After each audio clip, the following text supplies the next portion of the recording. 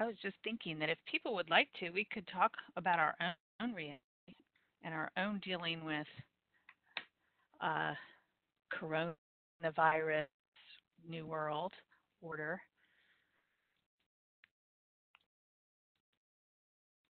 If no one shows up, I want hi, to Lanisha. know where everyone studied abroad and what was the worst part of reentry and what was the best part of reentry. Take it away, Liz. You're right. I'm going to mute myself and give other people space to speak, Alice. All right, I re-entered many times. The worst time that I re-entered, I came back in high school from 4 years overseas, and people kept asking me if I was Italian because that's where I had lived before. Even though I spoke perfect English, very American and everything, it was just sort of weird to always be like, "Well, you lived in Italy, so are you Italian?" Like, okay. And missing the food. The best part of being back was also food. I really enjoyed coming back from France and not having to eat a hamburger with a fork and knife. Although I still found myself eating pizza with a fork and knife and people staring at me in Pizza Hut going like, what is that girl's problem?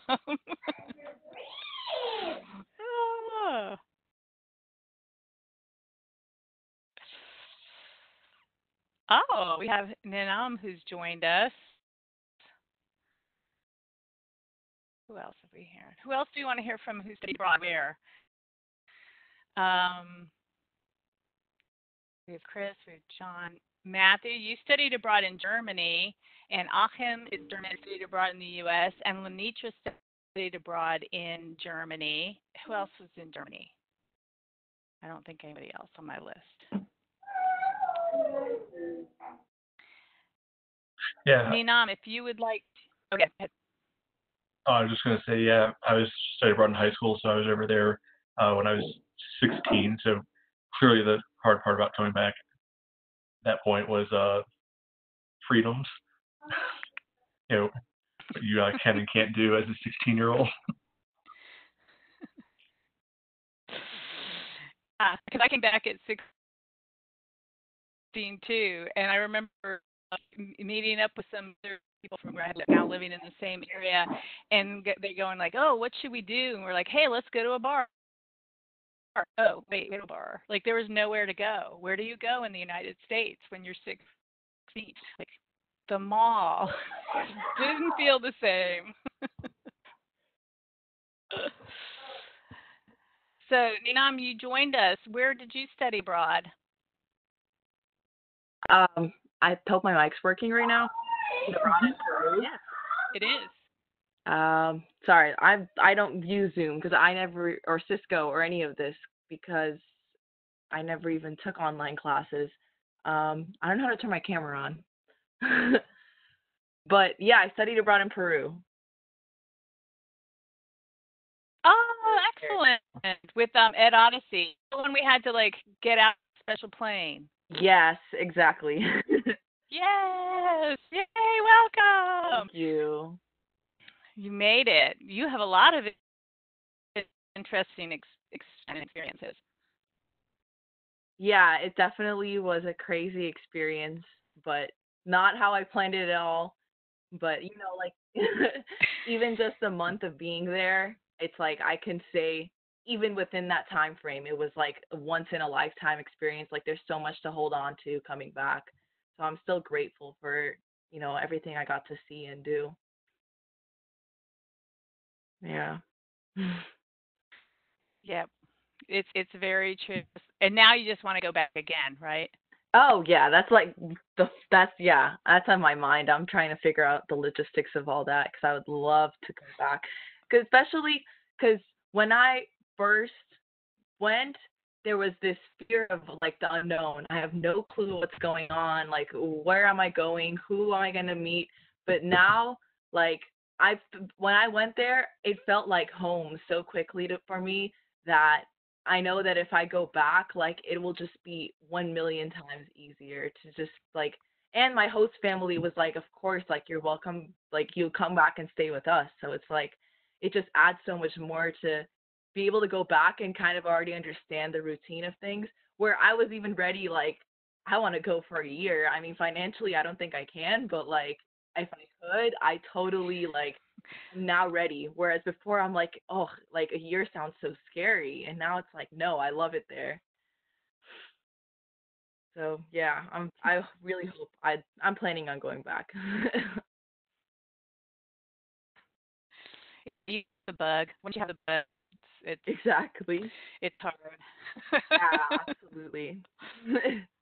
That month was good, but like it just left me wanting more.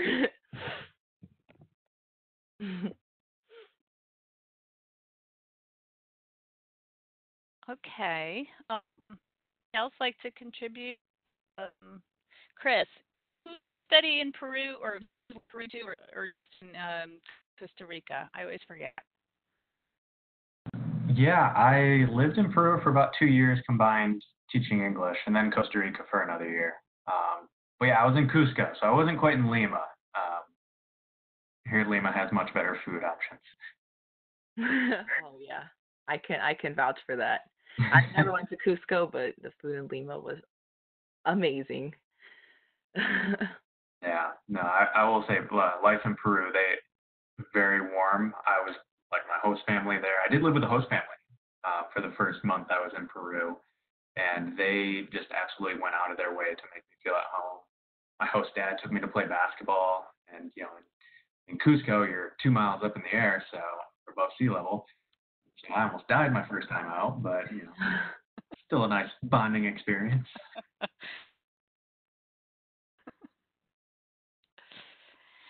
Joel, Nina, you did with your host family that like you think back on, like playing Um, basketball with them, or I I remember like throughout the time there, we definitely didn't like keep something consistent, but the first week, she really made an effort to kind of show me around.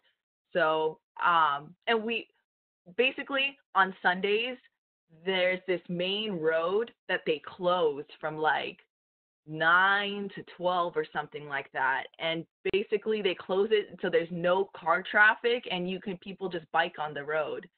So we went one Sunday and just went biking around, and like even further down they had like Zumba set up like in the middle of the road, like where people are biking and stuff, and it's just crazy like it's like kind of like a value of like exercise and free air and being able to do that. So we plan to do it again like other weekends. We didn't really get to it just because of either I like went out Saturday night and I was way too tired to like get up on a Sunday morning or something, but that was really fun, as well as going to the market with her, like not a market like in a building, like the outdoor market. They spoke such like fast Spanish. It was so much like information processing. I could barely understand them. There's so many different fruits and things I've never seen before, but that was really fun too. And so we made a couple of visits to the market together as well. Yeah, it was fun.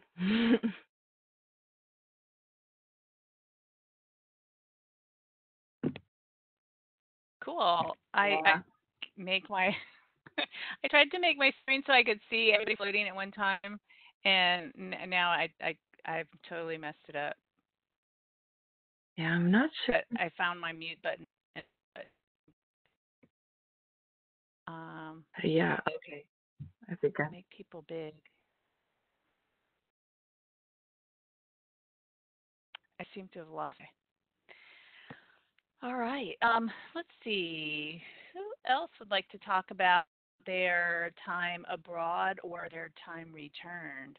Nina, it seems like you are the only student who has come to our session so far. So we are now just exploring our own experiences abroad and reliving them with you, because this is part of reentry. May have been I'm not going to say how many years since I officially studied abroad as a student, but it was a really long time ago. And I am still having reentry, and I still think about it, and I still identify things that I do in my life that are from my time abroad. And so we are just spending some time right now exploring it with some of the other speakers and our other staff who are here with us. So I just was wondering, we That's haven't heard fun. from some of them. Yeah, it is fun. I know. We hardly ever have chances to Yeah. talk about this stuff. We're always so busy doing the paperwork and all that stuff. This is the fun part. So Exactly. yeah. Exactly. So Well, I glad don't I'm know. here. Oh, good. Yeah. So I have a good one. I can share. That with the young folk for sure. When I came back from Peace Corps, was when like smartphones had really become common for everyone to have them. So when I came back, I had to have friends explain to me what Snapchat was, and what, like Tinder was, and all of those kind of apps, because I just had completely missed them. So people were talking about like snapping and like swiping right, and like I just like I couldn't get like I didn't get any of the references. So Wow. that was like a cultural like bit that I had missed in my time abroad that took some adjusting to when I came back. Interesting. Yeah.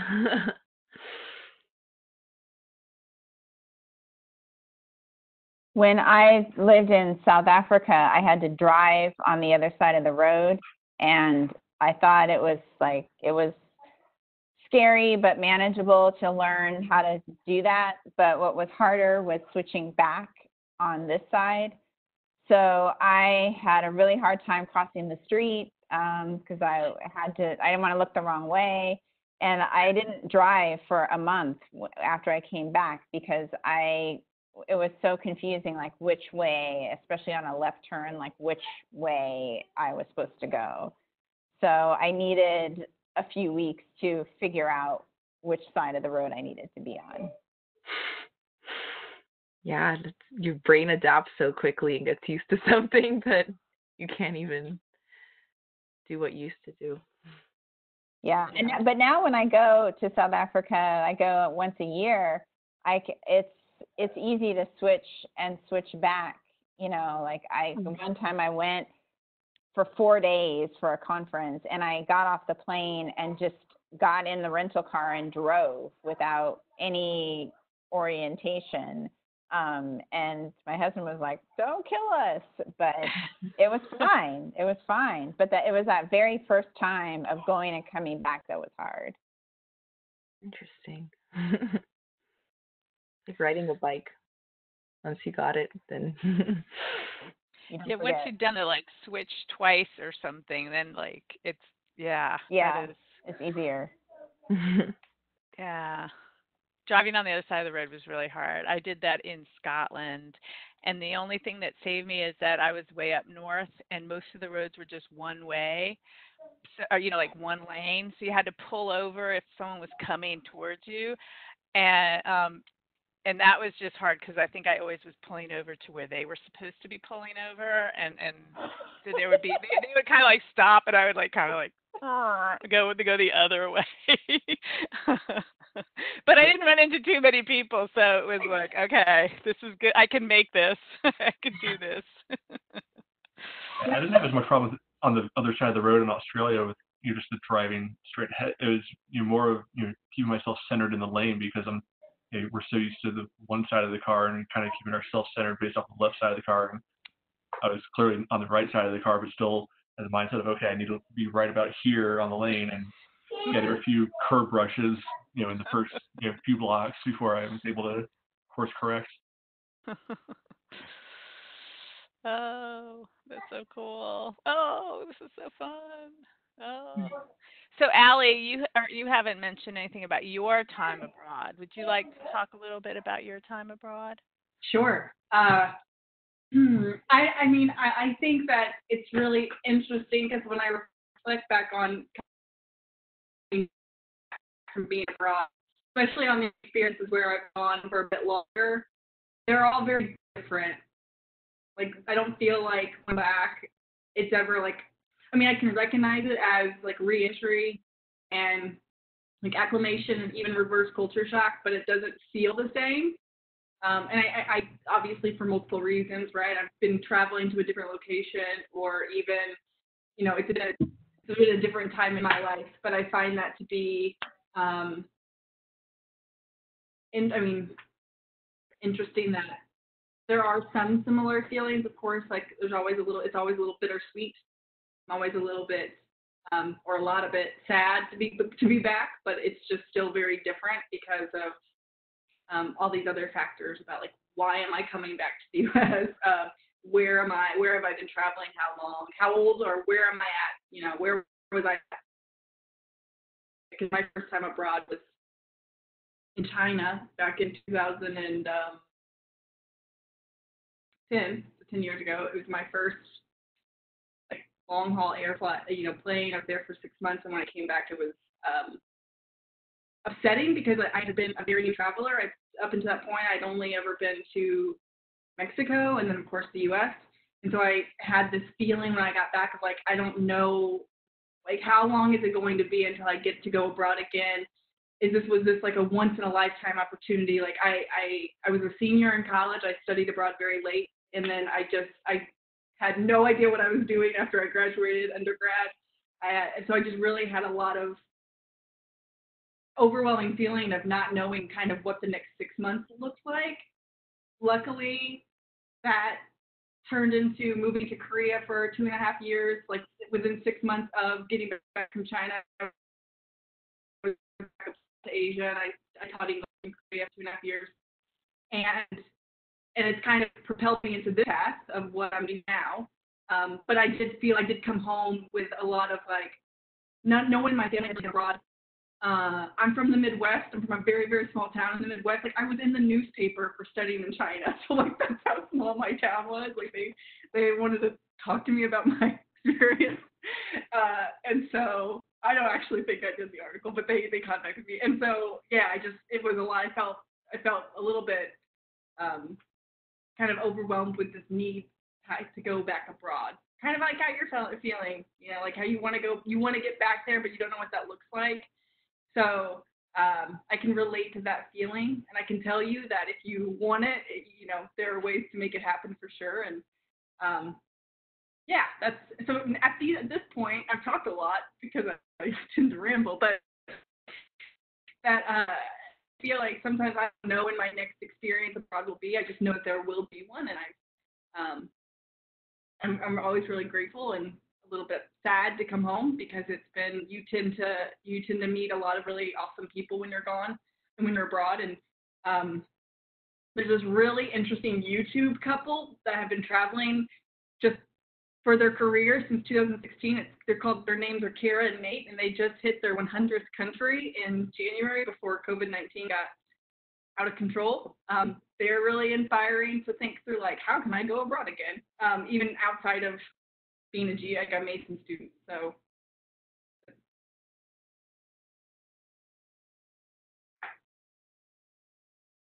Yeah, I think that definitely happens once you've done it, and if you really have that like that drive, like you find ways to fit it in. The only other problem that I have though that I've had for a very long time now about traveling is I have a hard time I have a hard time making a trip because like a week's not going to be long enough, right? And 2 weeks isn't going to be long enough. I need 6 months. So it's not worth doing it until I have 6 months, which I'm never going to have 6 months again in my whole entire life, right? Until I retire, which I guess I'm getting closer to that age now. But I know, especially when I first graduated, first was out working and making some money, and I was like, oh, should I go abroad to this place on my vacation? Well, I only have a week, and by the time I get there, I'll only have like 4 days, and I don't know if it's worth it. And, after long enough of not having any of those trips, it was like definitely worth. I went for a weekend to Paris, like, because I had a free flight. I was like on the plane Friday night, back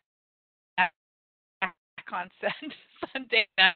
Didn't really sleep. Good like, okay, yeah, I have not traveled in a long time. I have to do it. I had to do it.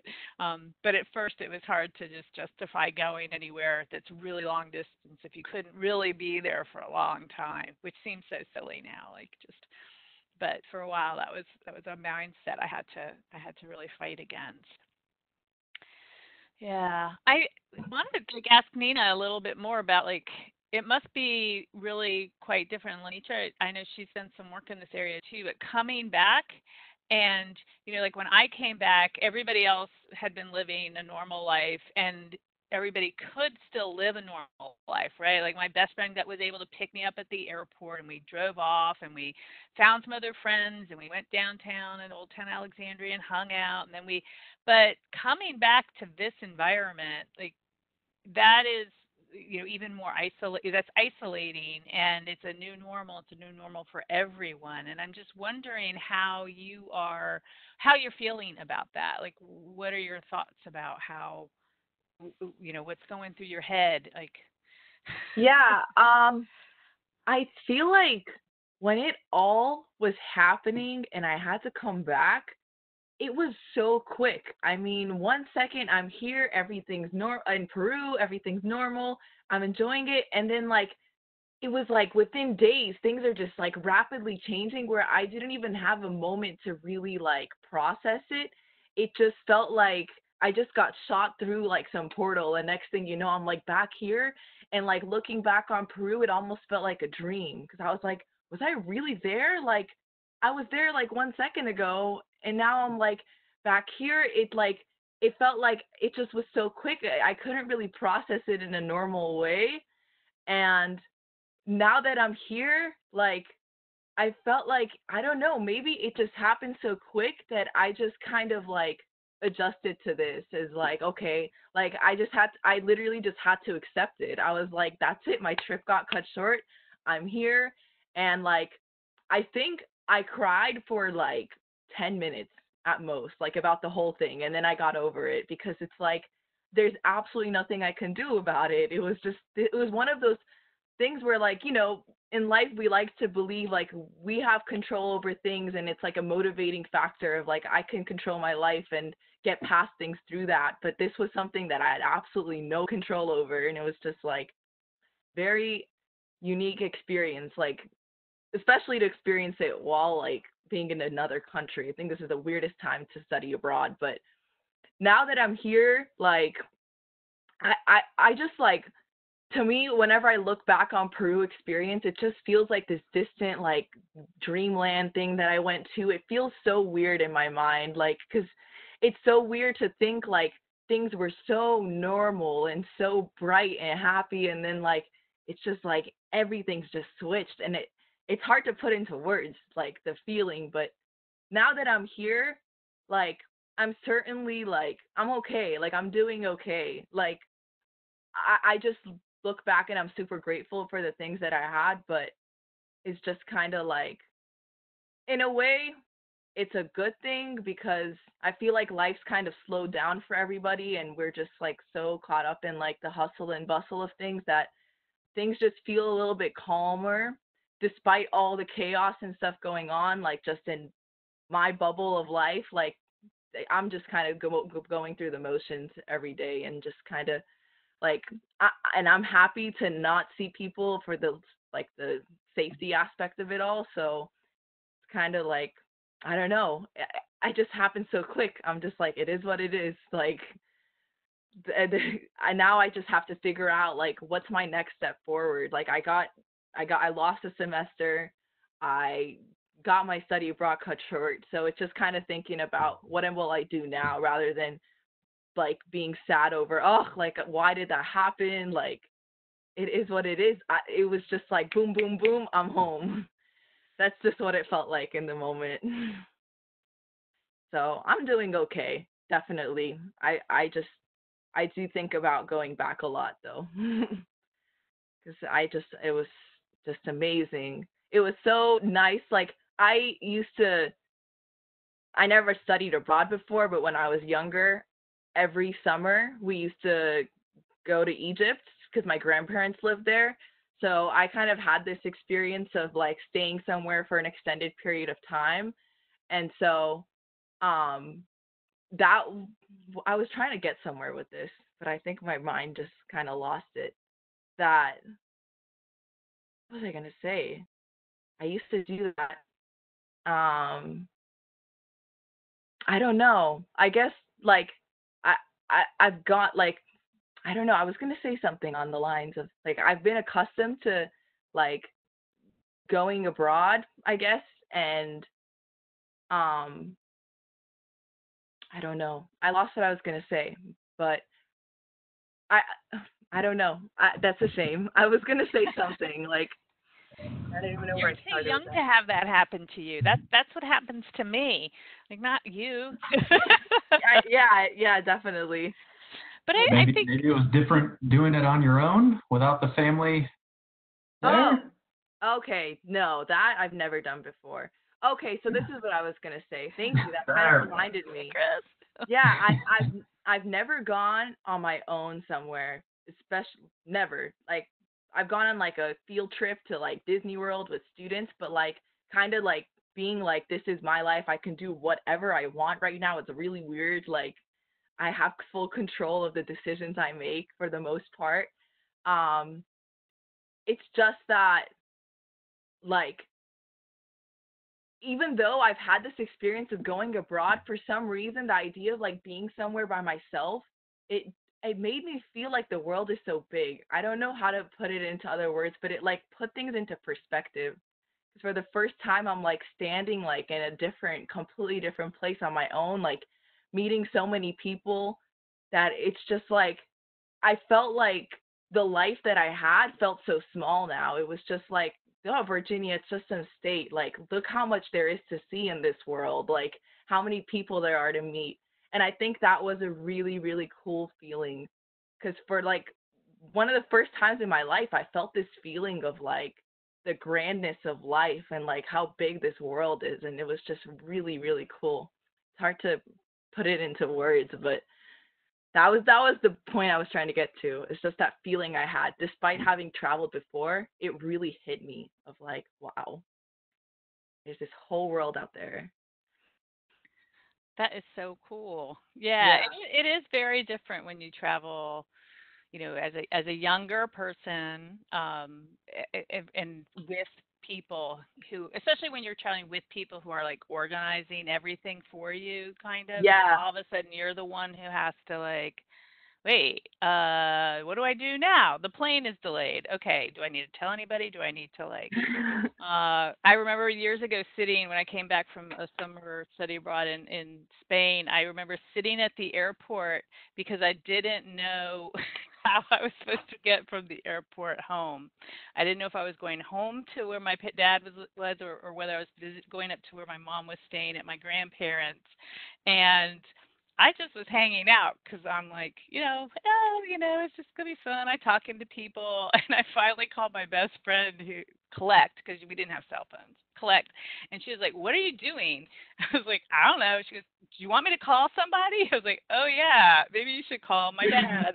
And my dad called me, and he's like, "You're supposed to be on a plane." I was like, "Oh," but they had sent me the information in a letter that I had never received. So Oh. those are like kind of the little tricks. But it's like when you are in control of all that, it is very different from what Yeah. you're gonna do. I never even realized the challenges that I'd come across. Like, I had to go to the doctors for like an ear infection, and it's like having to set up the appointment by like even the smallest things in life that I take for granted that are so easy here. Now it's like, oh gosh, I have to do it and in a different language. And it was so yeah, uh, it was a learning experience. well, Nina, we have a whole long presentation that's prepared for all of you, for you, because it's special because you're here. I'll run through a little bit. There's a bunch of slides, so we'll just have to go through them and get to like the real presenters because some of them are just about like, etiquette, like, be nice to people, keep your mic muted if you're not talking, that kind of stuff. So we don't really need to go through too much of that. Liz, I think you're in charge of the slides, right? So you can roll through. There is actually this slide, though, I did want to show because I was listening to NPR over the weekend, and they were talking about this expedition out in the Arctic of this boat that's floating. And these are researchers, and they're floating on a boat, and they are now supposed to be coming back to their own home. And so she just was talking about how different this was from normal excursions that she's gone on, that she usually looks forward to coming home and interacting with her friends and her family. And now with the coronavirus, she's going to be going home and doing the same thing she was doing on a boat, which is sitting all by herself. And so it was just an interesting concept for me, like that in all sorts of phases of our lives, we run into these experiences that can be similar to what happens when you are coming back from a study abroad experience. So that was just, I don't know, something I found really interesting and wanted to share. All right, Liz. Okay, we can go through WebCat. All right, today's program, we're going to have Dr. Berger. Lenitra is going to talk a little bit about, she's in the Office of Fellowships and what she does, and also about sort of the special case of coming back urgently when you're studying abroad, when something's interrupted like it was with you, and when you haven't had a lot of planning in that, you're not anticipating that return time or that return date. And then Liz, who's already spoken a little bit, and Allie, they're going to talk a little bit about just what reentry is, like what are these curves and what are these ups and downs. And we've already alluded to a lot of it in our little mini conversation. And then I don't see John online, so maybe he's not going to be able to meet us. I know that his wife is expecting, so maybe there was an interruption, who knows. But then Matthew Myers is going to talk a little bit about career services and what that intersection is between studying abroad and career and what we can do. And then we'll be closing. So that's it for today's agenda. And so Dr. Berger, I'm going to turn it over to you. I think that's the last slide right before Berger. Yes, here we go. Lenitra. Okay. Well, it's great to be able to tailor the presentation to a particular student. That's always nice.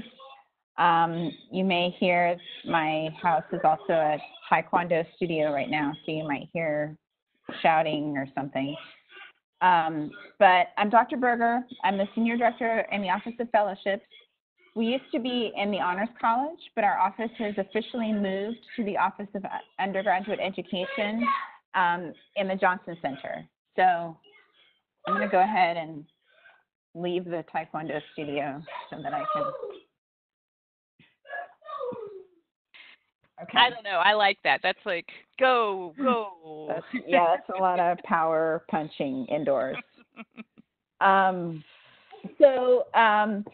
wanted to introduce myself at this session because I manage prestigious fellowships and awards, and the whole point of my office is to catch students like you who have gone abroad and had a really great experience and figure out how you can go back.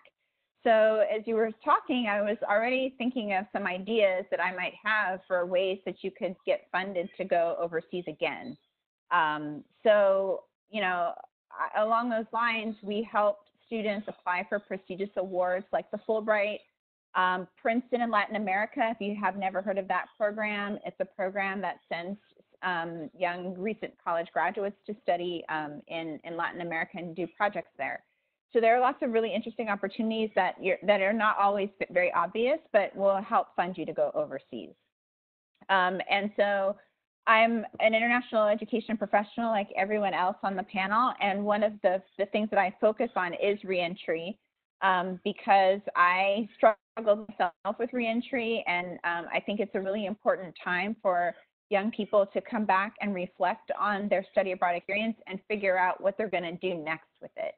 And so there's a big difference, in my view, of a person who comes back and says, oh, that was great, and then they go back to their regular life, versus somebody like you who said, I'm forever changed by this experience.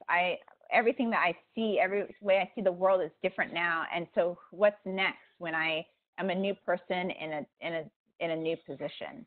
And I think that's a really exciting moment to be working with students and helping them through this process. Next slide, please. So just quickly what my office does. We now do all this work virtually, of course, but we help students find fellowship opportunities that are right for their needs. So those are awards like the Fulbright, the Boren, the Gilman, the Truman, the Udall, and I would be happy to connect with you if you wanted to sit down and talk about some of those opportunities specifically. What year are you? What's your class year right now? I've only had one semester at Mason, and I transferred from Nova with the guaranteed admissions. So I guess I'm halfway junior. Okay, so you probably have at least another academic year, 2 semesters before you graduate. At least, yeah. Okay, okay, good. Good. So that's actually a good point because you're eligible for almost all of the awards at different points in your academic career. So that's great to hear.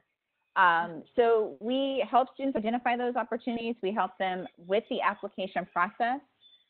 We help them, if they get one of these awards, to prepare for the award.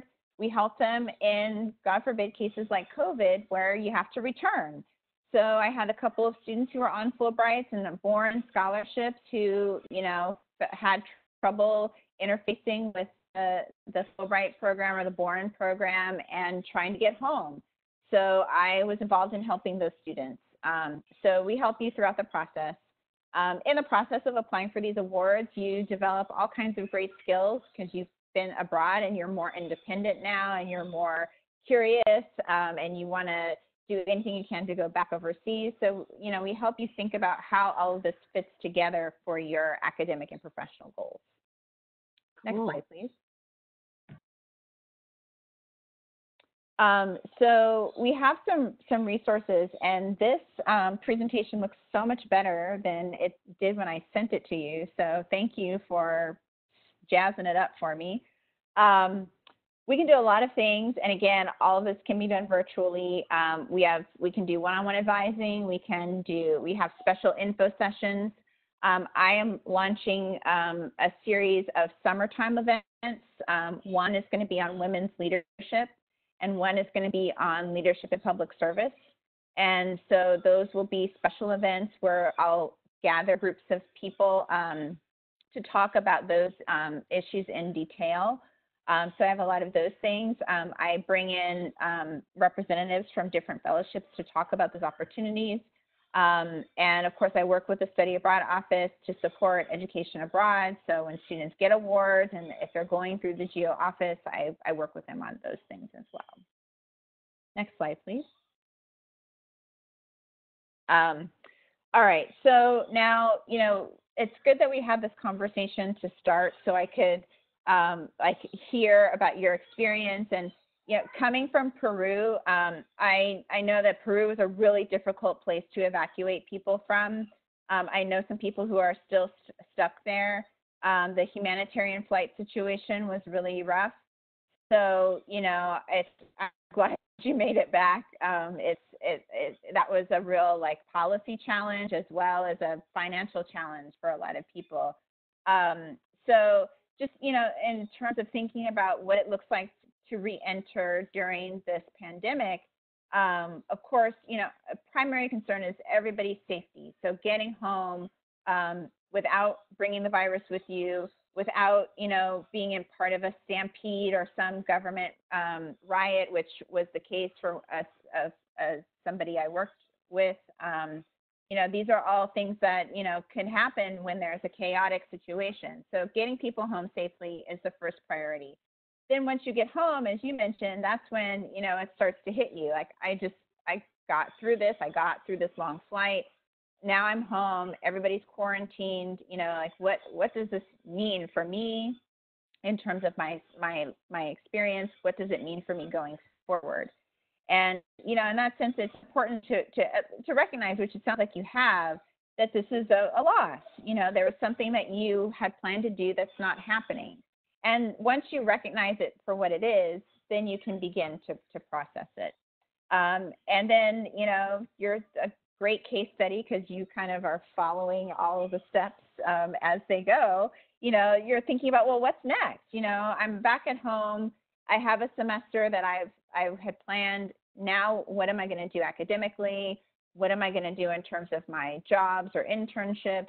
How has this affected my course of study? In addition to that experience, which you spoke really eloquently about, like the cool things about Peru. So you're simultaneously processing these really great memories of that month that you were there with the whatever this is right now that we're dealing with the environment of COVID. And those things, you know, as in most things in life, you know, you can have joy and sorrow coexist at the same time. That's what's going on now. So, you know, thinking about ways to cope. One of the reasons why these sessions are so important is because when you've been overseas and had a great experience, or even if you haven't had a great experience, you want to talk about it. You want to talk about where you were and all that cool ice cream place you went to, or your host family, or all these inside jokes. And after a while, your family's kind of like, yeah, I didn't go to Peru. Like, thanks for telling me again about how cool the ice cream was. You know, like it's hard to find people who are going through the same thing and who are willing to listen to you talk about this.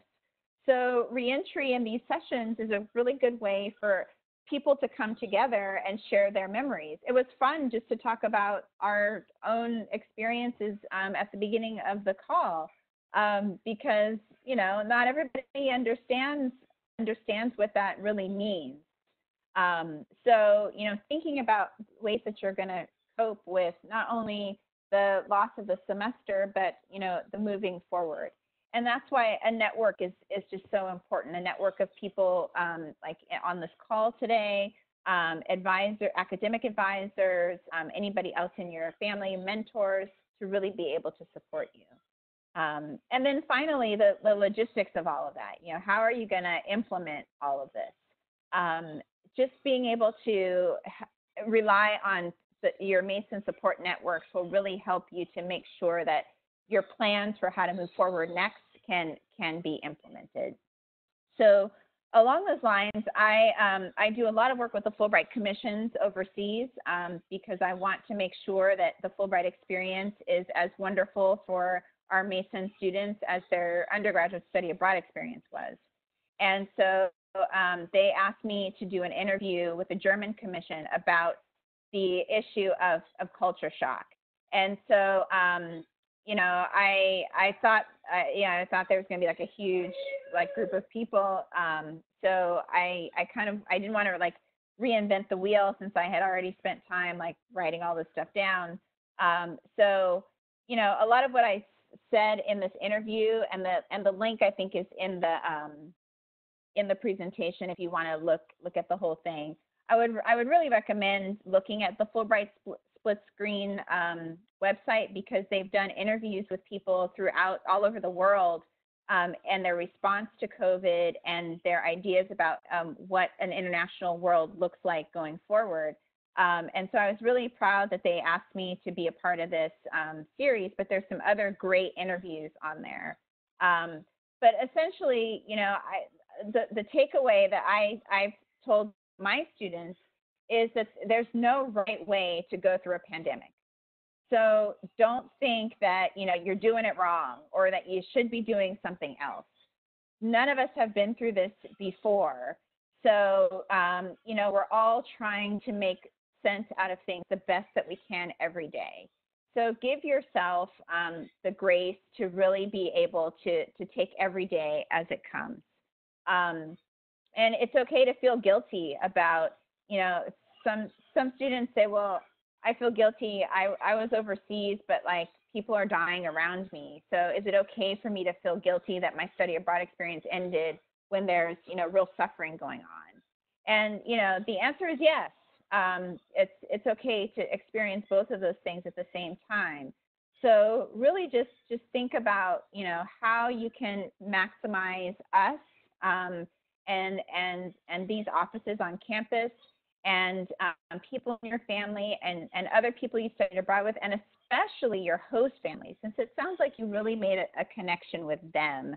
That's really like the gold standard of a great study abroad experience. If you come away with a really good relationship with your host family, that's a lifelong relationship. So, as best as you can, stay in touch with them. That's like going back to Peru. If you can WhatsApp them or send pictures or talk to them, that's going to be like going back to Peru for you.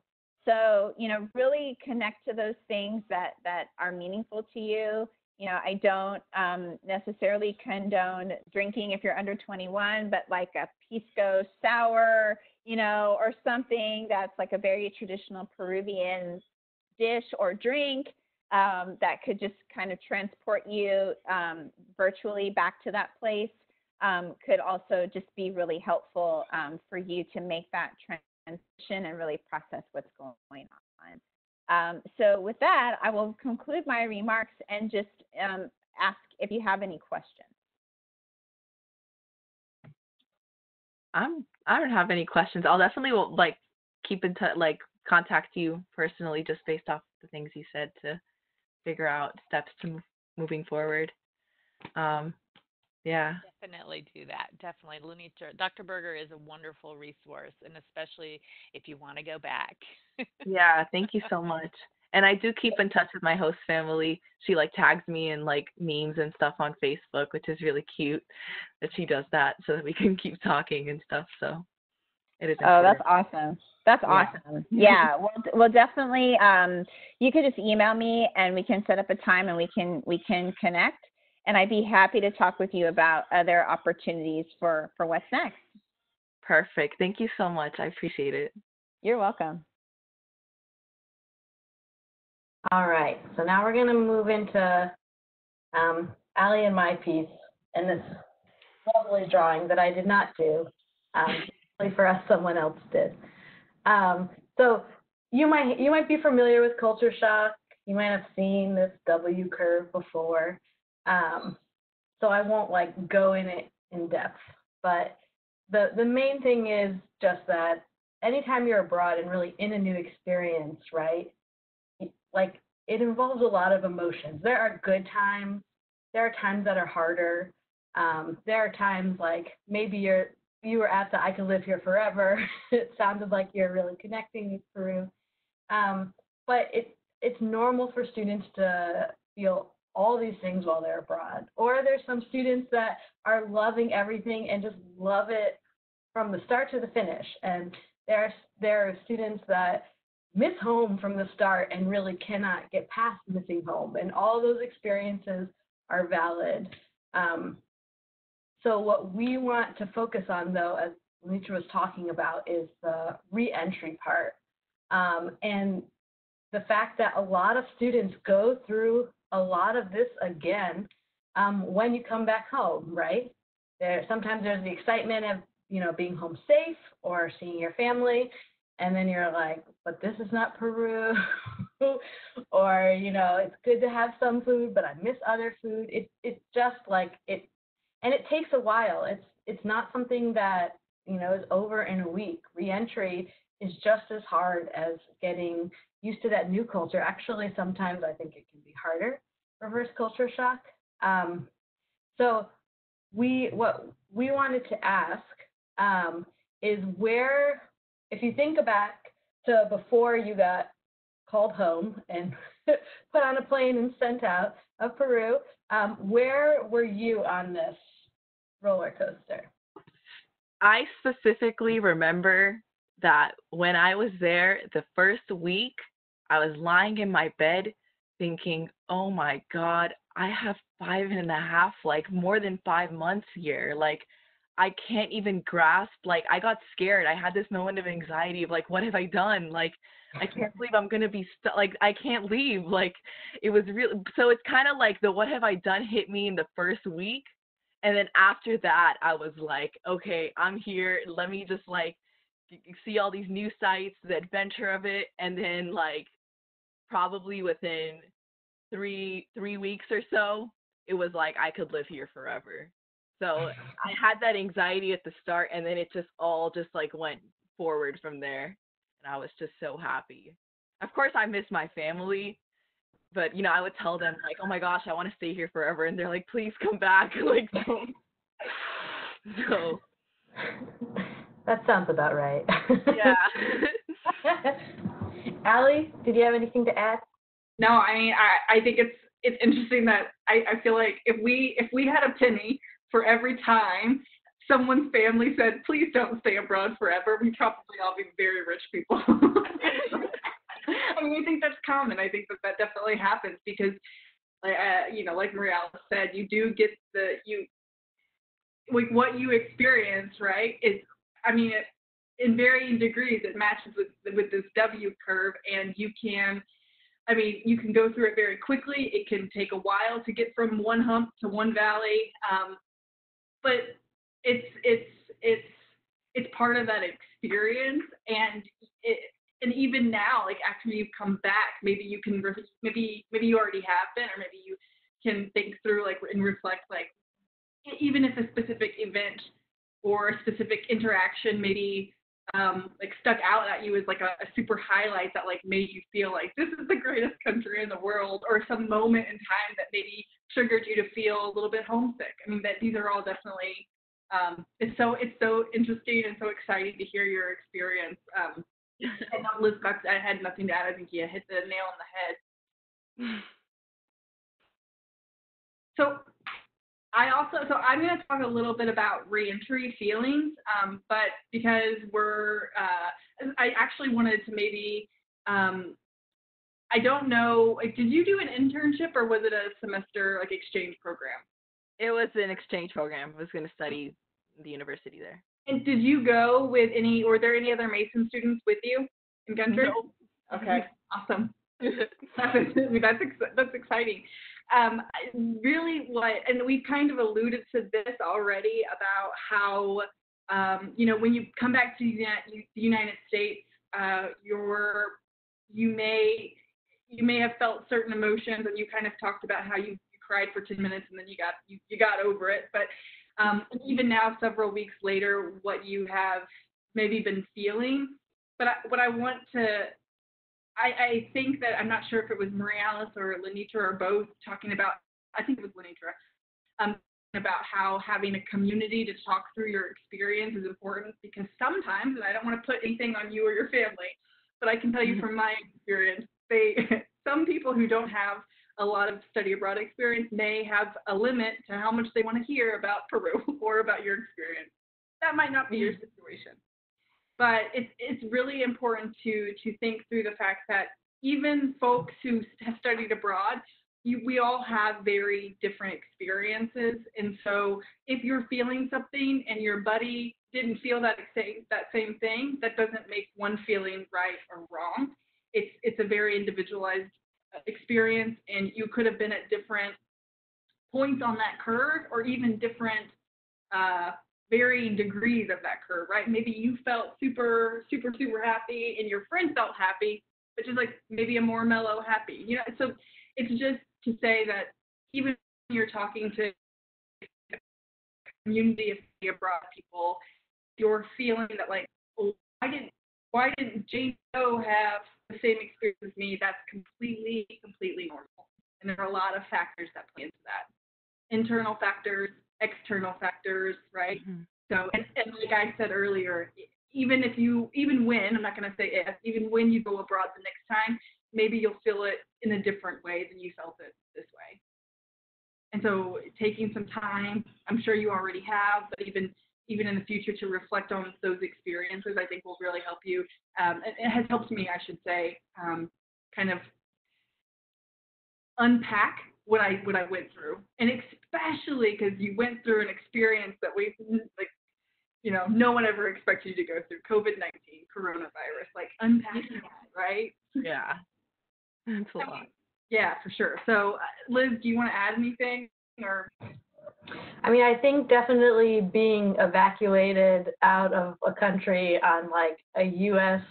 state chartered plane is not an experience that a lot of us have had or will ever have. So it's a great talking point for the future. Exactly. but yeah, no, I agree with everything you said, Ali. I mean, I know I studied abroad in Kenya, Nairobi, Kenya, when I was an undergrad, and I was there for a year, and I felt like it really changed me a lot.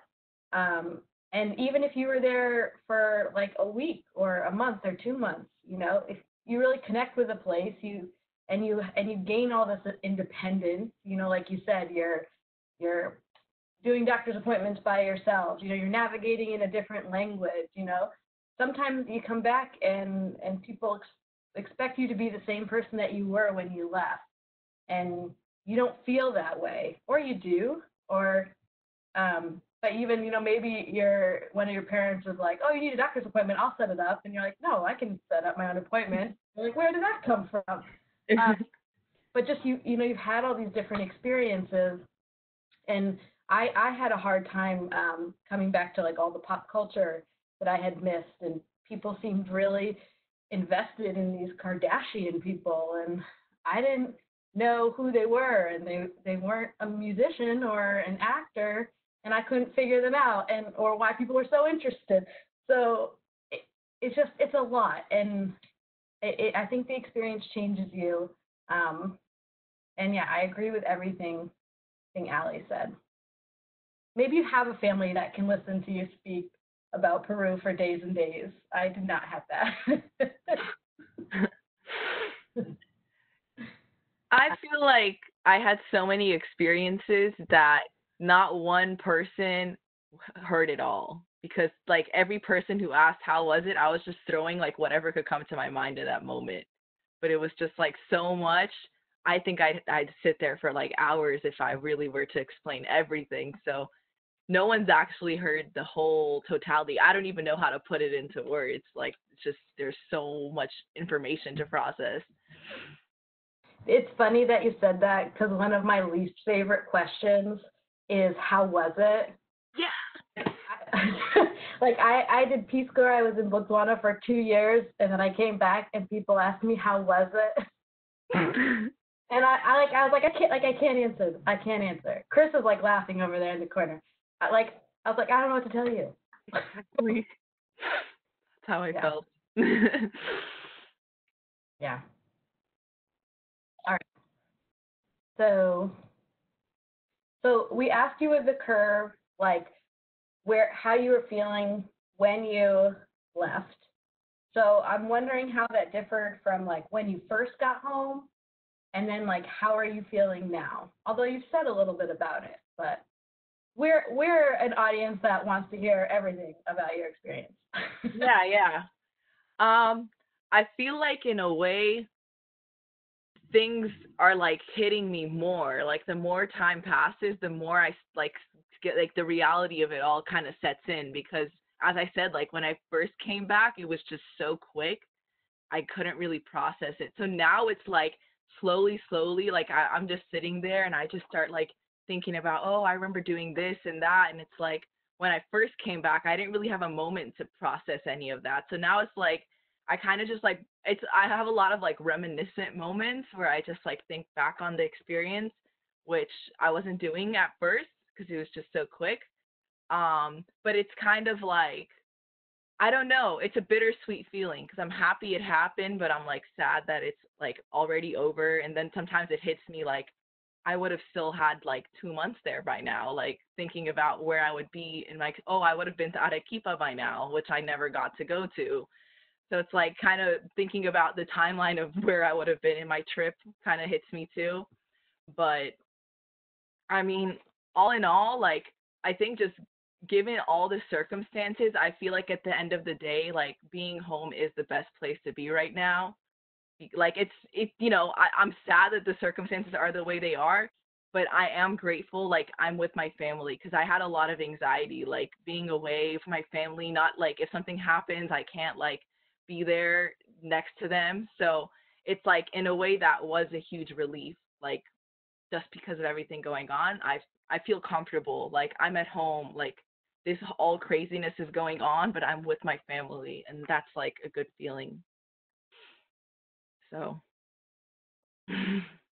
yeah, it's kind of scary when they shut down airports and you think about not being able to get places. My husband is from Kenya and they've closed their airport. So right now, if he wanted to go home, he cannot go home.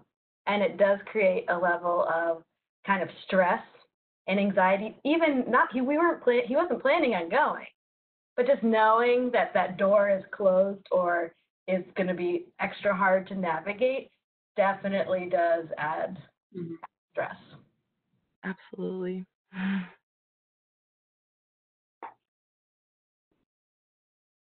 Allie? What? Yes. I mean, I agree with you completely. My family is also in the same boat, and it can be kind of the unknown, especially like when things will open back up, can be it can be stressful. Right? So Yeah. absolutely, I'm totally on the same page. Yeah, the unknown of it all, I think, is one of the scary part of it. Because when I was like in Peru, and all this was kind of unraveling, I had a meeting with literally every member of Ed Odyssey, like a man I'd never even seen before. It was like, they were like, you are the only person we have left abroad anywhere, so we got to figure this out. And it started making me kind of anxious, but they didn't mean to, but they just kind of set the reality of like, there's so many things that can happen right now, and we just don't know what that is. So it was like, oh gosh, like, yeah, if there's a plane, like I have to get on it. I mean, I don't know what I have no way to predict anything. So it was definitely like, there was a bit of anxiety going through that of not knowing what's going to happen next. Can I ask you, do you think, like, let's assume, right, that fairly soon the world opens back up and we're able to resume travel normally. Do you feel like this experience, especially in relation to COVID-19, will help you feel like better about traveling solo? Or like, how do you think that experience kind of shaped you as a future traveler? Or have you thought through that? I think so. Like, I definitely had to navigate. I had to find out a lot about what my capabilities were, which I didn't know before because I'd never done it before. I had to figure out like how to set my own schedule, how to set my own discipline, how to make how to organize every aspect of my life. So it was nice to discover that part of myself because now I kind of have more of an idea. So I think like I never realized like how organized I really am. Like I really took the time to like pack and make a list of everything I needed. And it's like kind of figuring that stuff out about myself where I think like I have more confidence in my abilities. But I don't know. To me, it's kind of like I wish I had like the 6 months to really figure it out, you know? So it's like I just kind of have like an idea, but I feel like, you know, the first month is a different experience than when you've been there for 5 months because it's like there's just so much more that has happened. It's like, and especially the time, it's like that makes a difference. So I don't know how I would do going somewhere for 5 months or like a really, really long time, but I definitely think like I learned a lot about some skills that I have that I wasn't aware about, and I developed some skills through it too. So it definitely did help with like kind of making me feel better about doing it in the future. Yeah. All right. So this slide, you know, was intended as an interactive slide, but since you are main focus here, I'll just say, is there anyone else in the office that has heard something that Nina said or I said or Allie said that you kind of want to jump on? I've seen some people like nodding in like a silent kind of agreement, but if anyone wanted to jump in, this is a chance. I'll jump in a little quickly because as everyone in my office knows, I cannot not talk if given the opportunity. So I will jump in because I think we at the beginning we also were talking a little bit about this. Maybe that was even before you were on, Nina Marie. But I all of it resonates with me, and all of it, every time someone says a story, it's kind of like, oh yeah, I think of another story, and I think of another story, and I think of another time when I was feeling something else or feeling something different.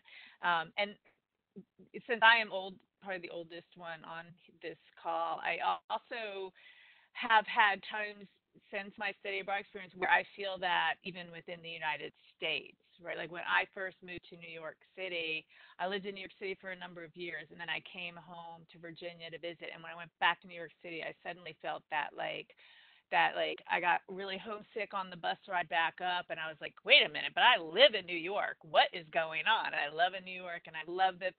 But there's still like you'll start to notice that there's differences in the cultures within the United States, and you take things from different parts of your life that you enjoy and that you love, and then you'll miss them when you go and do something else and something different.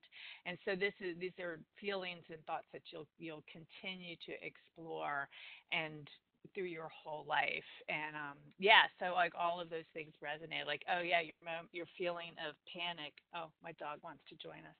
Okay, a feeling of panic at like what have I done, followed very shortly by like, oh, I never want to stop doing this, right? So it's and it's nice to have a community where you can talk about it. And so it's just fun. I just wanted to thank you for letting us have fun.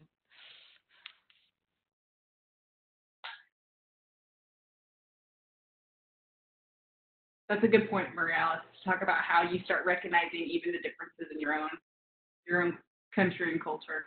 Good point. I think we'll move on and let John talk a bit. So John Cicchetti is with Student Support and Advocacy Center. So John, if you want to chat a little bit to Nina, take it away. And fantastic pronunciation, I must say. Really? Thank you. I was a little. Yeah. I mean, really, I'm impressed. Unless you actually did the from Italy accent, you're about the best I've heard ever in the States. So you've made my day. Okay, cool. You did your homework, or you have some Italian linguistic skills? No, not the latter. Promise. I don't know what happened. Perfect. It's Anna Maria. Is that correct? It's Nina Marie. Nina Marie. I'm sorry, Nina Marie. Sorry. No problem.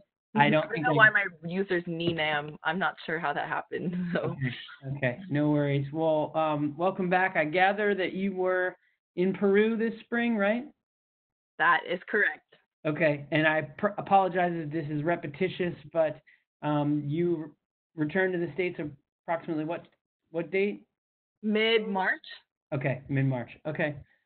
All right. Well, thanks for joining us today. I'm going to cover some general information about the Student Support and Advocacy Center, but I think Maria Alice shared with me that everyone that was participating today studied abroad, so I did as well as a college junior, full semester in Florence, Italy. So I think we all have different experiences. We all can relate living abroad on some level. So thanks for joining us. So as the slide here shows, I work with the Student Support and Advocacy Center, and this is our mission statement you'll see here. So we're committed to providing an empowering environment for all Mason students to seek support services and explore healthy life choices. We do this through a number of ways. We do when campus is open, but we're even doing it when campus is not open now virtually. Community-wide programming, educational, what we call prevention work to educate the community. But a lot of what we do is one-on-one individual consultations with students. Either a student comes to us and is looking for guidance, answers, has questions, looking for support in some way. And then we also reach out to students that are brought to our attention. So a faculty member or a friend or a roommate might recommend that someone needs some additional support. And we have 4 major topical areas.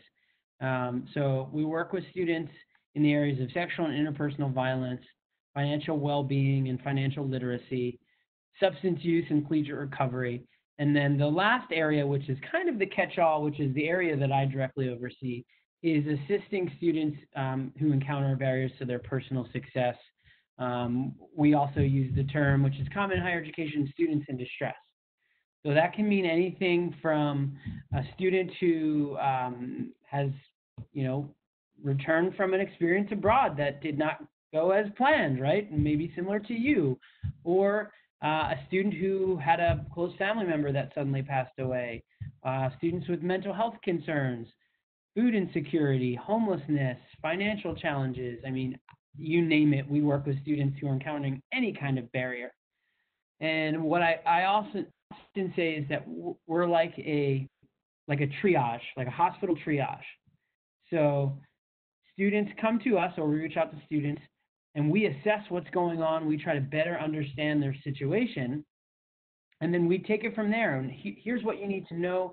Here's policies, guidelines, information that would really be helpful for you. And we want to be as specific as we can for the student, because everyone may be in a different situation that we interact with. So we are a confidential resource for survivors of sexual and interpersonal violence. So we try to make that very clear to all students. So we're one of only a few confidential resources on campus for students with those concerns. And what we want students to really know, so this is for you or for any other students that you may know, be friends with, is that any time that we reach out to a student or they come to us, that it is not any kind of punitive interaction. We are designed to help students, and that is it. So some students are at times hesitant to engage with us because they think, oh, am I going to be in trouble? Am I going to be kicked out of the university? All these thoughts go through their mind. I've talked to students about this, and none of those are the case. We are there to help students, and that is our really sole focus. So I wanted to make sure that we covered that. So if, see here, I told you about the general topical areas. So the next slide shows a screenshot of our webpage. And so that's ssac.gmu.edu. Lots of information, resources on there. But that's where students can either submit a referral for themselves. So if they feel like they need some support or have some questions, they need help navigating, the university systems or policies, that make a referral option on our main navigation page can be selected. And then it's an online, dynamic, secure form. And then either a student themselves can submit a self-referral or for someone else. So anyone can fill that out. Faculty, staff, friend, roommate, parent, grandparent, you name it, can fill that out, and we'll reach out to the student. And we do abide by all FERPA policies. So, if, let's say, a parent reached out and submitted information, we can always gather information. That doesn't necessarily mean we're going to disclose or share information out. So, like, a parent might be concerned about a student. Thank you for bringing this to our attention. We'll look into this, and we'll keep it very basic. So we are very mindful of protected records. Some students want their parents involved. Some students don't want their parents involved. So we keep all that in mind. So that's where anyone can submit a referral for self or for others. And then the next slide is just a little bit I wanted to cover what actually happens. So we get this referral. So we review it. And then we decide, okay, from what's been shared, sometimes a whole lot of information, sometimes a little bit of information, what's the most appropriate form of outreach, which staff members, a certain specialty area, depending on what's been disclosed. And then we, like I said, we conduct that outreach to try to better understand the situation, provide guidance, connection, resources. We are definitely a great one-stop for students. We don't necessarily have domain and authority over everything at Mason, but our staff is well-versed in so many different areas, from academic policies, student conduct policies, some information about financial aid, you name it.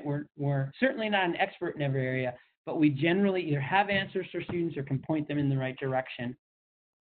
And then right now, during the pandemic, we are limited to virtual interactions, either over email or we do a lot of WebEx interactions with students. So we look forward to the time when we can reconnect with students in person. That's typically a majority of our interactions pre-COVID. So if that applies to, again, you or anyone you know, whether it be now or in the future, I think it's great that you've at least been exposed to this information. And the last slide, again, is just our general contact information.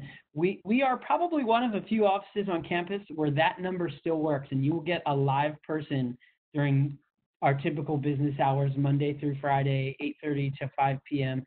Due to the nature of the work that we do, we thought it was imperative that someone could always reach a human being. So yeah, that's what we got. Some things that we don't do that I think are helpful for the Mason community to know is that we're not licensed clinicians. So although we work with a lot of individuals that may have mental health concerns and we're comfortable talking and exploring that, we don't actually provide therapy or any kind of mental health evaluations. Similarly, we don't provide accommodations based on disabilities. That would be through Office of Disability Services. We often connect students there and work very closely with those staff, as well as the clinicians in CAPS for counseling and psychological services. But we do have those distinctions where there's some things we do, there's some things we don't. And then, not that this really necessarily applies today, but we're also not emergency responders. So if someone has a true crisis, they need to contact Mason Police, because we don't, run out of the building and run off to a, certain building on campus to help someone. And in terms of academics, we don't have a domain or authority over academics. We often communicate with the different administrators and deans in the academic colleges about students if need be, but ultimately we can't grant class absences and forgive them, or grant extensions on assignments, or withdraw students from their classes. That's just not in our domain. And we don't oversee the Code of Student Conduct. So like I said, we're not a punitive office. Not that conduct is only punitive, but we have nothing to do with that area. We really just focus on helping students. So that's the content I wanted to cover. We weren't going to really open this up to wide-scale questions, but if there's anything that you feel that you want to talk about, even maybe privately tomorrow or day next week, I'd be happy to share my contact information. If that's of interest to you. If not, you could always submit a referral, right, for you or anyone you know, and I always see those referrals that come in. So there's multiple ways you could connect you yourself or anyone else you may know that might need our assistance. And we work with students that are currently active. So sometimes people who stopped attending Mason or have graduated, we do have some certain limitations. It has to be an active and currently enrolled student. So do you have any general questions? No, but I am grateful that I know that this is a thing. I mean, sometimes there's so many resources and we just don't know where to turn. So it's nice to kind of be aware that this exists, and I'll always have it in mind now for either me or a friend when they need this type of assistance. So thank you so much for sharing. Yeah, thank you, and I agree. We thrive on exposure, right? Because even if, we're talking to one person, they might not need our support. They might know someone else now or in the future. So I appreciate your attention and absolutely sharing some of your, information about your experience. Thanks. Awesome. Thank you so much, John. We're actually going to shift a little bit and talk about career services. And so we have Matthew Myers, who's here to talk about how you can kind of look at your experience moving forward. Matthew? Yeah, thanks. So, I know you mentioned this earlier. Can you remind me what you're studying? You're on mute.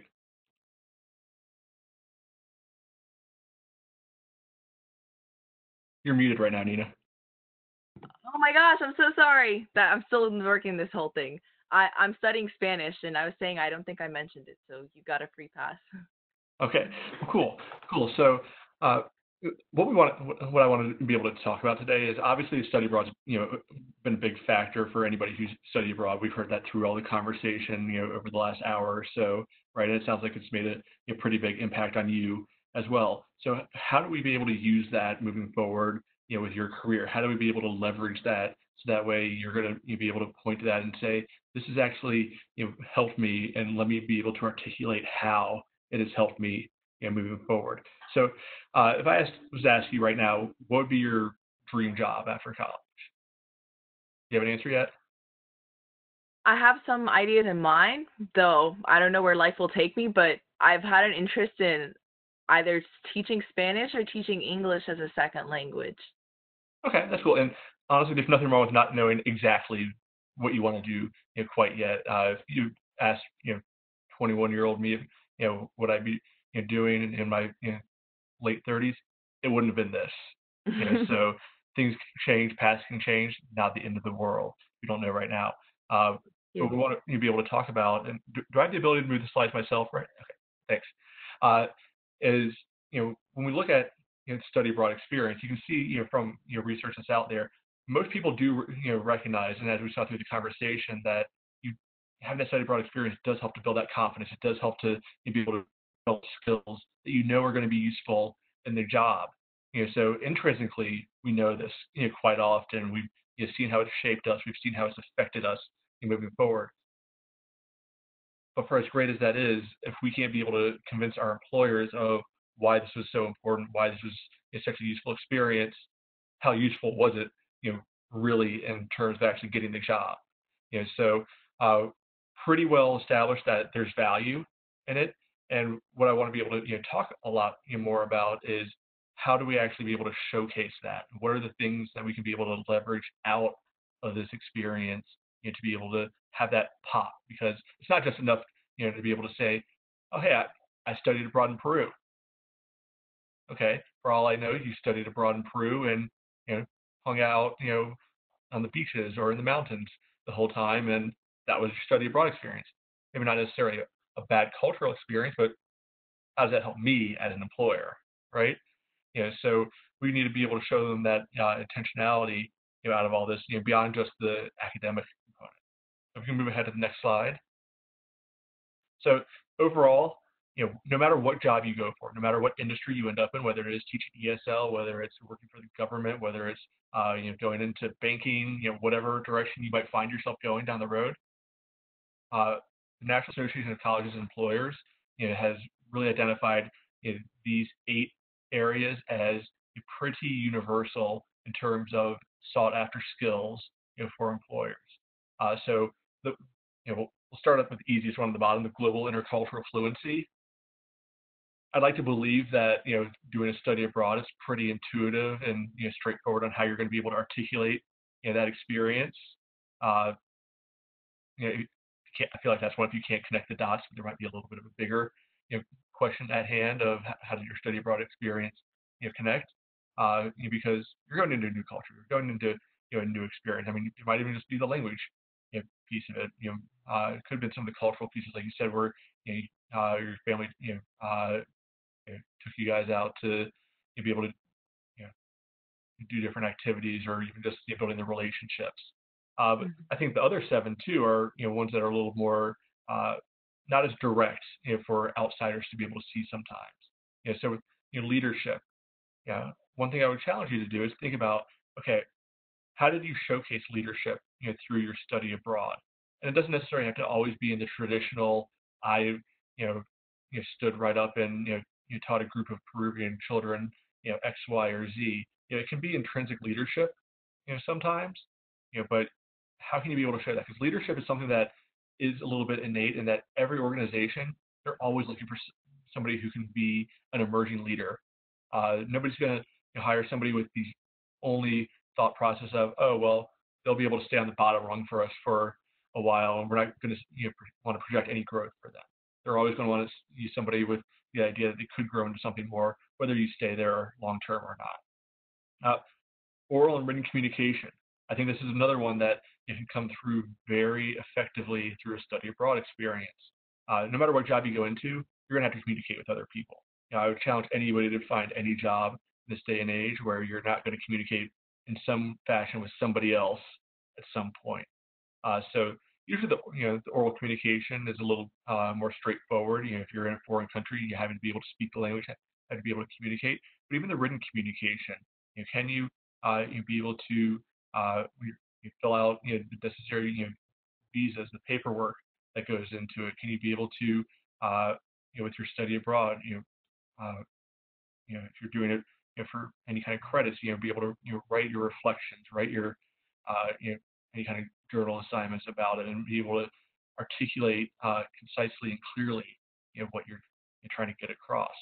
The problem solving, critical thinking.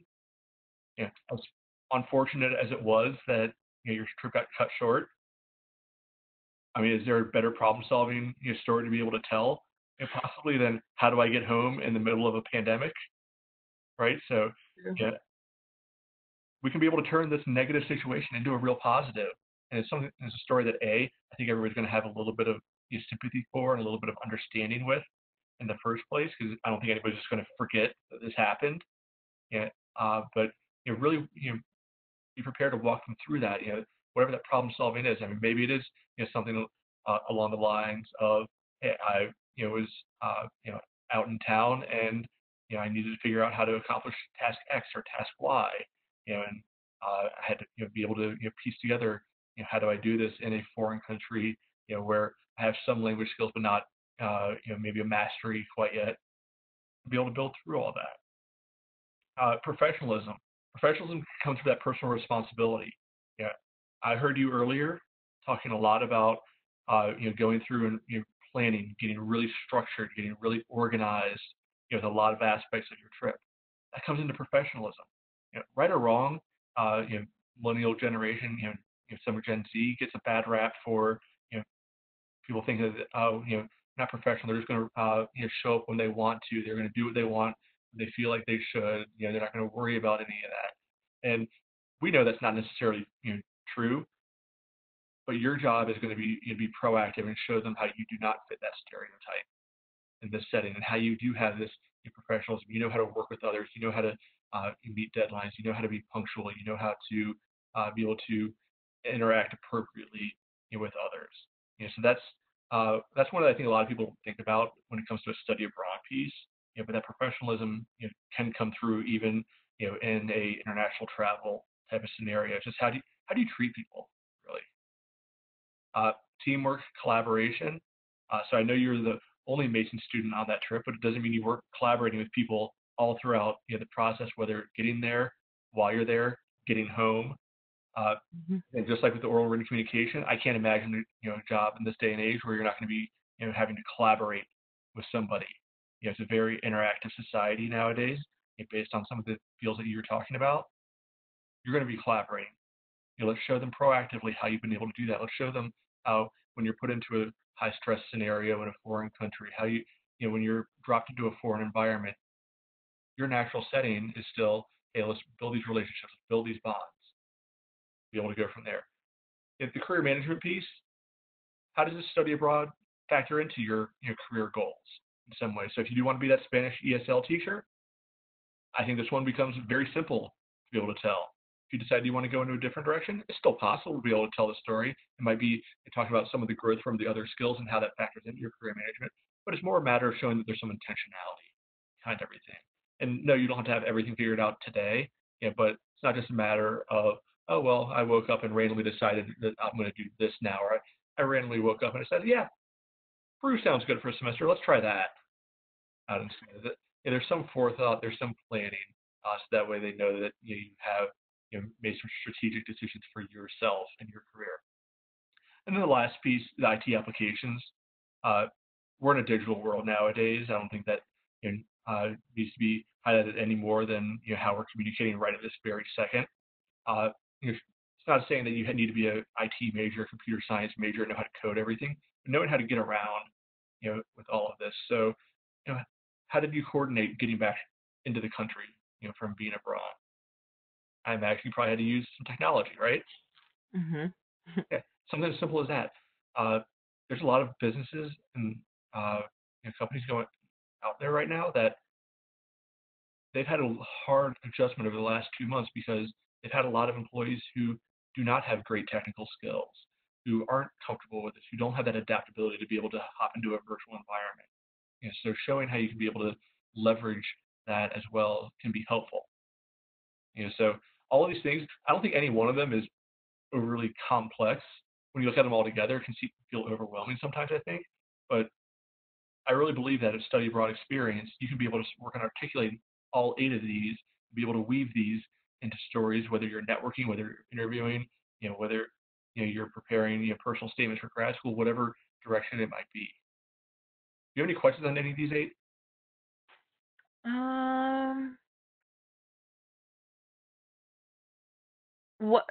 What's elaborate more on like the professionalism, because to me that's just, it sounds so like, I don't know, I'm just thinking like a stereotype of like a professional person. Like I don't know exactly what falls under that. Professionalism, I mean, it's a little bit of a arcane term at times because it's going to mean different things to different industries, right? But the idea of punctuality. Do you get your your work assignments done when they're supposed to be done? Do you know how tie into with the written communication? Are you being professional in your right? Are you sending out emails? Dear senor, blah, blah, or is it hey? Little things like that. Sometimes it's are you coming to work in the appropriate dress code, or are you rolling in looking like you just rolled out of bed a couple of minutes beforehand? It could be how do you handle feedback and criticism at work? So are you able to manage up effectively with your supervisor? So there's a lot of angles that do go into professionalism. If you're really, really interested in that topic, we do offer a class through our office, University 422, that's all about building professional skills. It's a 1-credit online class. I'm a little biased, I teach it. So I think it's a good class though, and kind of gets you to think about some of these different aspects that are out there. Thank you. I appreciate that. So we've got these 8 skills. How do we actually articulate them though? So if we want to move on to the next slide. So when you're going into an interview, when you're going into a networking situation, we always like to recommend using what we call the STAR formula. Sometimes you'll see this called the PAR formula, where the situation and task will just be combined into problem. But this is a formula that you can be able to utilize to be able to provide a very solid structure for your stories. So right up front, describing the situation. I was studying abroad in Peru. I was down there on my own. Task: coronavirus happened. I had to get out of the country. My ticket to come home wasn't until June, and it was only March. Oh no, what do I do? Action. So this action piece needs to be the bulk of everything, because this is really the storytelling. The situation and the task, they're the table setters. The action is going to be the body. So this is where you're going to be able to really talk about the actions that you took. And the key word here is you. This is all about you. It's not about what somebody else did. It's not about the group. It's not about anything else other than you. So it's a time to be selfish. It's the time to be a little bit egotistical on things. And right or wrong, a lot of research has been done that shows that women have a harder time with this than men do. So make sure you're using a lot of I statements through all this. It's not denigrating what anybody else contributed into it, but we're not worried about anybody else. If you're going in for an interview, it has to be all about number one. It has to be about you first and foremost. So really try to consciously work those I statements in there. And then the piece that people forget to do a lot is this last piece, the R, the result. You can tell the greatest story in the history of the world, but if you don't tell me what happened, what good is it? What if I just think, oh, okay, so I guess that didn't work if you just kind of let it trail off. Make sure you're bringing it full circle. Make sure you're talking about the outcome, what you learned from that outcome, as well. So that way, I, as the interviewee, as the person that maybe you're at a networking function talking to, you get a full understanding of how you see things through to completion, how you see those successes come about.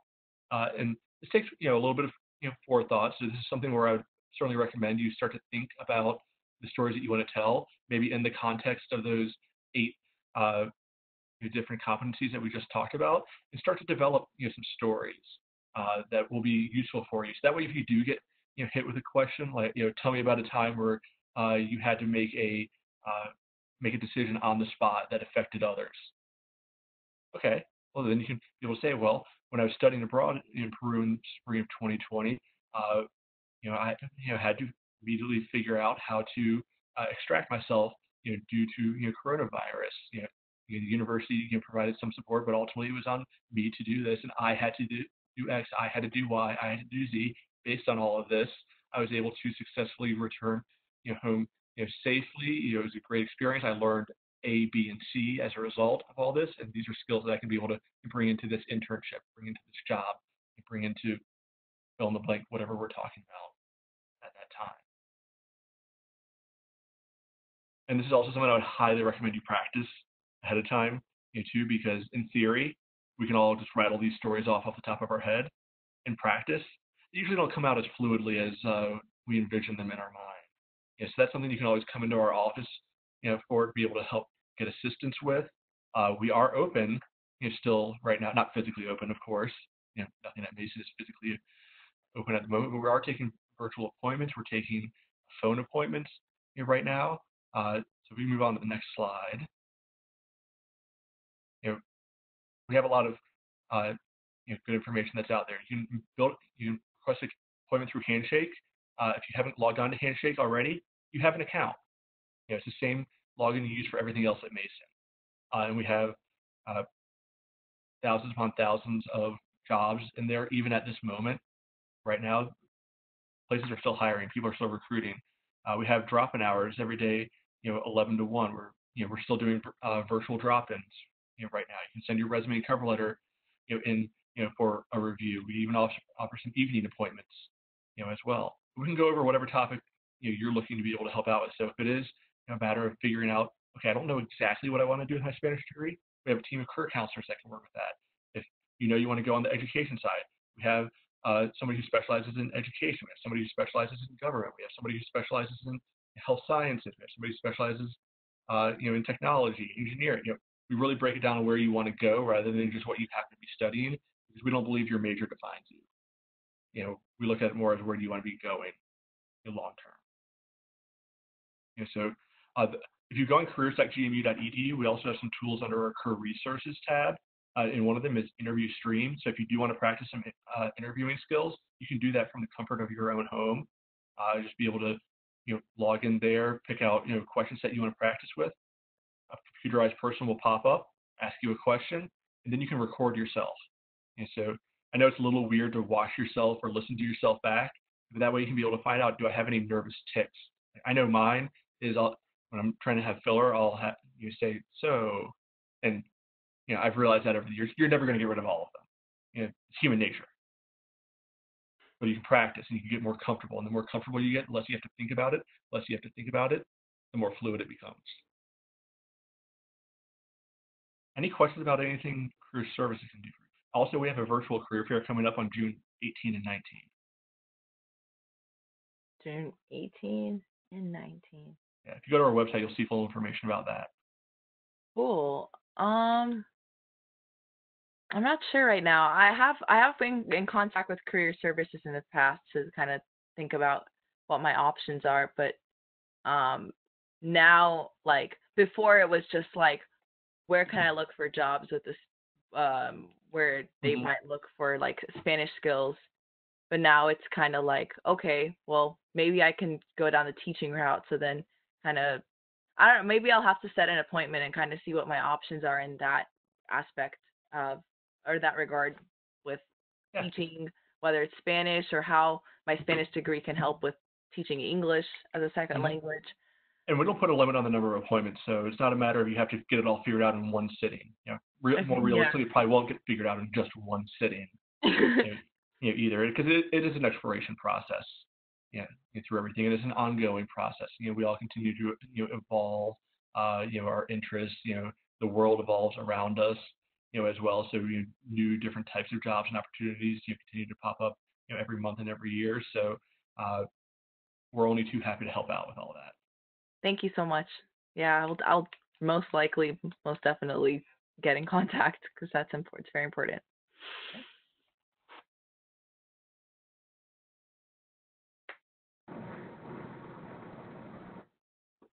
I think anyway, thank you much for sharing that. And I think at the very end of the presentation, we also have more contact information that includes career services. So if you don't see I would like to awesome. put a plug in for the STAR activity, even figuring out how to put skills on site. It helps you identify the skills that you have. It's just a really fun exercise. So, all right, go on. Go ahead, ladies.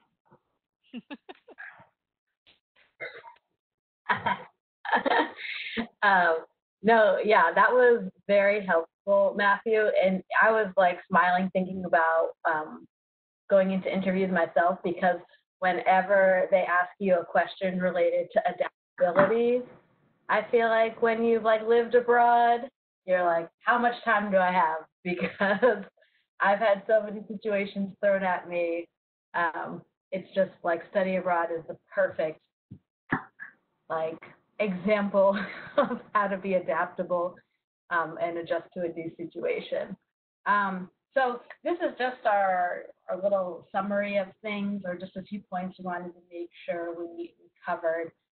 The first being that the feeling of uncertainty is universal. I think when she said it, and I really loved the way that she said it, like, give yourself some grace during this time. Like, no one has been through a pandemic before. We're all dealing with a lot of uncertainty.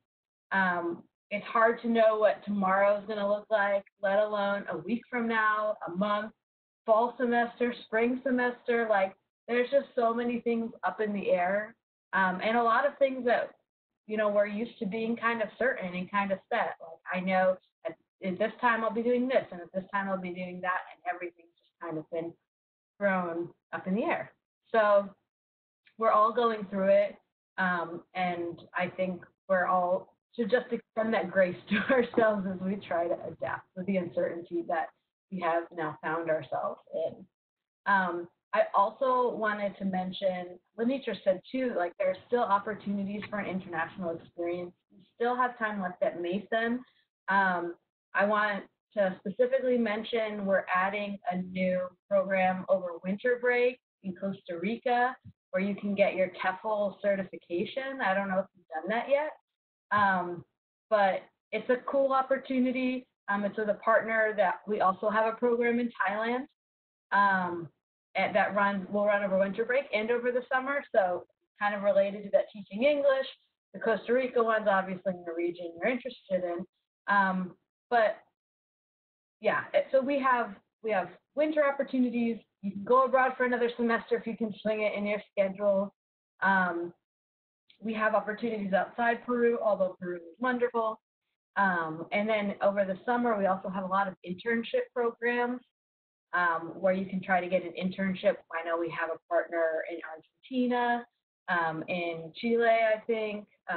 We also have this cool new build your own kind of thing, where if you find an internship over the summer, maybe your host mom has a friend who owns a company and can take you on as an intern over the summer. We can help you get credit through integrative studies, an online integrative studies course, so you could earn credit for that internship. So we're super flexible. We're all about supporting students in their abroad, or at this time, especially international opportunities, even if it means physically staying here. We have some virtual internships this fall. But we're here for you. And then if you want to talk, even if you want to talk to some of us about post-graduation, I know Chris has taught English in Costa Rica and Peru. Allie's taught English in China and South Korea. I've taught English in South Korea. Like I did the Peace Corps. I mean, we love talking about opportunities abroad. And there's a lot of different roads you can go down for that. So the door, I feel like I don't need to tell you the door has not closed, because you're like, I will be abroad again, and it's just a matter of when. which is a great mentality to have. But there's tons of opportunities for you still out there. Allie? I have nothing to add. Yeah, that's exact sentiments that are the same. Reiterate, we're here. We're here if you want to talk about your events. We're here if you want to do other programs. We're here if you have questions about doing things beyond Mason. We are definitely a resource. And of course, we can help you navigate other resources on campus like Matthew's Office of Career Services or the SSAC, et cetera. So with that, I was thinking I'll just ask you the questions we have in exit poll, but I believe I just sent it it's in the chat box. It's a 2 or 3 question exit survey. Nina, so if you want to just complete that, I think the questions are, did you find this helpful? Would you be interested in doing another workshop like this? And then of course, any questions you might have for us. So, take 2 minutes to complete that, and maybe we can do something like this again very soon. And then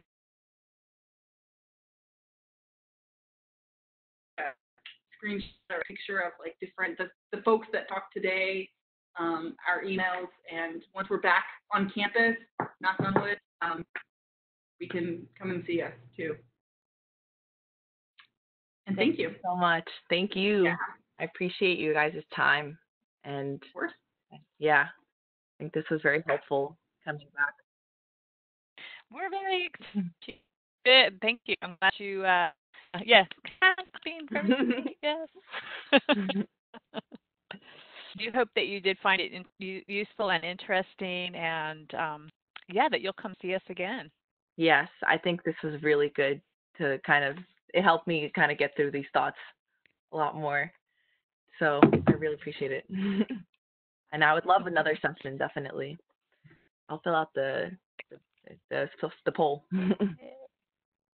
Yeah, and we can also make available the slides for you, so that I noticed you were taking notes. You're so diligent, but we'll also share the slides with you so that it'll just help you fill in. Yeah. Perfect. Yeah, that'd be great. Yeah. Well, wonderful. Thank you very much. Yeah. Thank you guys again. Yeah, and thank all you. I want to thank the staff, all of you guys, for joining in and helping out tonight. I thought it was a lot of fun. I hope you guys had a lot of fun. And thank you, Nina Marie, for. Do you go by Nina or Nina Marie? Nina. Yeah. Easier, yeah. I'm Marie Alice. At your age, I was Marie. Yeah. Yeah. Okay. Well, wonderful. All right. Have a good evening, everybody. Bye. Have a good evening. Bye. Bye.